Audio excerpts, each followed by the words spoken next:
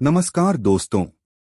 वित्त मंत्री निर्मला सीतारमण ने आज लोकसभा में वर्ष 2024 का अंतरिम बजट पेश किया। इससे पहले सुबह केंद्रीय मंत्रिमंडल की बैठक हुई और बजट को मंजूरी दी गई। अपने बजट भाषण में सुश्री सीतारमण ने महिलाओं, युवाओं और गरीबों के लिए केंद्र के विभिन्न कार्यक्रमों पर प्रकाश डाला। उन्होंने कहा कि भारतीय अर्थव्यवस्था में गहरा परिवर्तन देखा गया है और सरकार ने संरचनात्मक सुधार किए हैं। उन्होंने कहा कि सरकार का ध्यान 4 प्रमुख जातियों, महिलाओं, युवाओं, गरीबों और किसानों पर है। उन्होंने कहा, जब वे प्रगति करते हैं तो देश प्रगति करता है। अब सुनिए बजट के कुछ मुख्य अंश। वित्त मंत्री सीतारमण ने कहा कि सरकार ने 10 साल में 25 करोड़ लोगों को गरीबी से बाहर निकाला। उन्होंने कहा कि सरकार ने विभिन्न योजनाओं के माध्यम से 80 करोड़ लोगों को मुफ्त भोजन उपलब्ध कराया। रुपए का प्रत्यक्ष लाभ हस्तांतरण के तहत पीएम जन धन योजना खातों के माध्यम से 34 लाख करोड़ रुपए की बचत हुई है, जिससे 2.7 लाख करोड़ रुपए की बचत हुई है।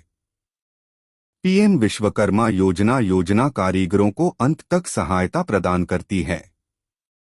सरकार ने पीएम स्वनिधि योजना के तहत 78 लाख स्ट्रीट वेंडरों को ऋण सहायता प्रदान की।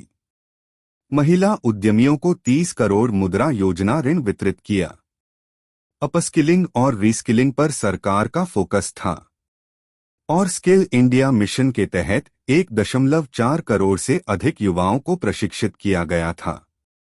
पीएम मुद्रा योजना के तहत 43 करोड़ ऋण स्वीकृत हुआ। सरकार ग्रामीण महिलाओं को सशक्त बनाने और ग्रामीण अर्थव्यवस्था को बढ़ावा देने के लिए लखपति दीदी योजना का भी विस्तार करेगी। सरकार ने विश्व व्यापार में भारत, मध्य पूर्व यूरोप आर्थिक गलियारे की भूमिका पर प्रकाश डाला। सरकार भारत के विकास को बढ़ावा देने के लिए पूर्व के विकास पर अधिक ध्यान देगी। मुद्रास्फीति कम हो गई है और लक्ष्य सीमा 2% से 6% के भीतर है। आर्थिक विकास में तेजी आई है और लोगों की औसत वास्तविक आय में 50% की वृद्धि हुई है। सरकार ग्रामीण क्षेत्रों में 30 मिलियन किफायती घरों के निर्माण पर सब्सिडी देगी। केंद्र सर्वाइकल कैंसर टीकाकरण को प्रोत्साहित करेगा और मातृ एवं शिशु स्वास्थ्य देखभाल योजनाओं को एक व्यापक कार्यक्रम में संयोजित करेगा। आयुष्मान भारत योजना का विस्तार सभी आशा कार्यकर्ताओं, आंगनवाड़ी कार्यकर्ताओं और सहायिकाओं तक किया जाएगा। सरकार विभिन्न फसलों के लिए नैनो डीएपी को प्रोत्साहित करेगी और सभी कृषि जलवायु क्षेत्रों में इसके उपयोग का विस्तार करेगी। यह डेयरी किसानों को समर्थन देने और खुरपका और मुंहपका रोग को हराने के लिए नीतियां भी बनाएगा। सरकार तिलहनों के लिए आत्मनिर्भरता हासिल करने की रणनीति बनाएगी। इसमें अधिक उपज देने वाली किस्मों, खरीद, मूल्य संवर्धन और फसल बीमा के लिए अनुसंधान शामिल होगा। मछुआरों की जरूरतों को पूरा करने के लिए एक नया विभाग मत्स्य संपदा स्थापित किया जाएगा। 40,000 सामान्य रेल बोगियों को वंदे भारत मानकों के अनुरूप परिवर्तित किया जाएगा। सरकार यात्रियों की सुरक्षा, सुविधा और सुरक्षा बढ़ाएगी।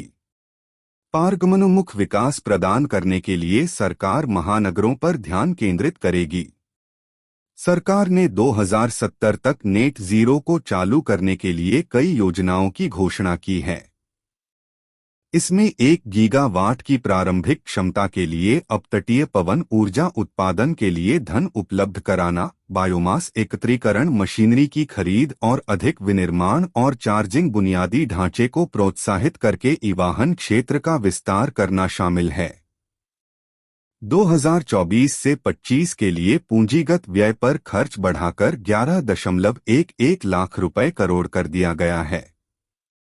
सरकार 2025 से 26 में राजकोषीय घाटे को 4.5% तक कम करने के लिए राजकोषीय सुदृढ़ीकरण के पथ पर आगे बढ़ेगी। सरकार ने आयात शुल्क सहित प्रत्यक्ष और अप्रत्यक्ष करों के लिए समान कर दरें बनाए रखने का प्रस्ताव रखा।